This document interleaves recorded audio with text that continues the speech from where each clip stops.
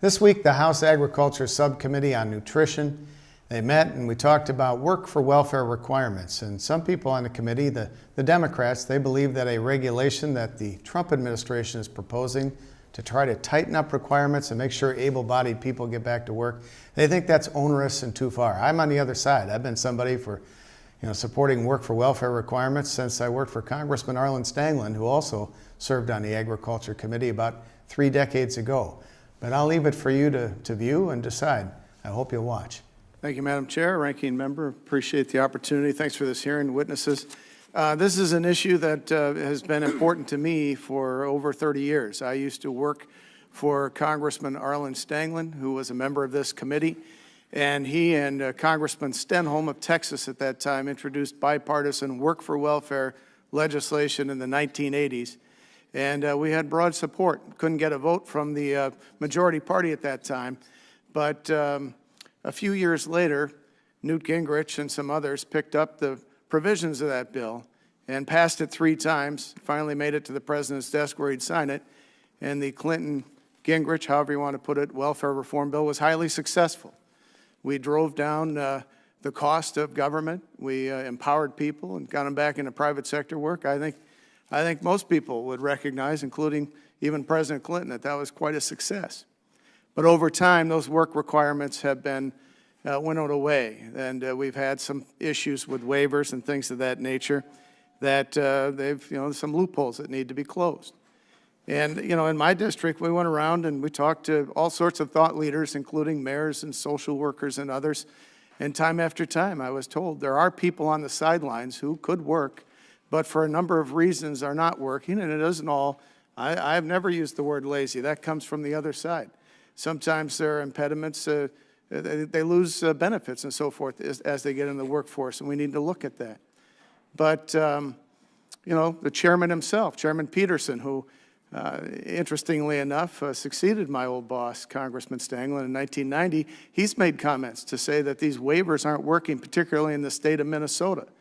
And he's talked not just here in committee, but in press as well. And I'd ask any of you, does anybody disagree with the chairman's comments as it refers to the state of Minnesota and these waivers? Anyone? I guess not. Okay, so we have some uniformity on that. What I'd say is this: work for welfare is a concept that's empowering for people. It's a fairness issue for the taxpayers, because if people are able-bodied to work, they should do so just like the taxpayers do to make it possible. It eliminates fraud. It drives down the cost of benefits. Now, if we want to talk in a serious way about helping folks, let's talk about the concept of transition wages. So when people are moving from welfare into the workforce and they reach that cliff where they're going to lose medical benefits and other things, how do we transition them to keep them in private sector work so they can continue to be upwardly mobile? That to me is important. I hope the chair and others will work with me on those issues. Technical training. I mean, there's lots of jobs out there that are just begging. And we have to look at people's potential. Man, that's the highest calling. What is the potential of each individual? Not just able-bodied folks, disabled people, people that want to be in the workforce and contribute. What is their potential? We have to have confidence in them and do whatever we can in order to promote that.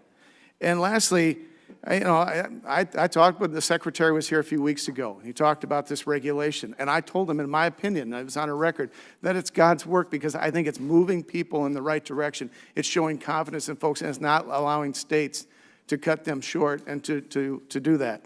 And I just say to my friends on the other side, if you don't like this regulation, you think the executive branch has gone too far, then join us in enacting the REINS Act. Let's make sure that every regulation coming out of the executive branch has to receive the vote of the House and the Senate and be affirmed before it goes live. That's only fair for all industries. With that, I'd yield back. It's an honor to serve on the Agriculture Committee and represent you in Congress. We're going to continue to do everything to reflect your views and values, including helping to maintain our rural communities, promoting agriculture, and doing everything possible to encourage folks to get into the workforce and to move from government dependency to self-sufficiency. I'm Jim Hagedorn. Thanks for watching.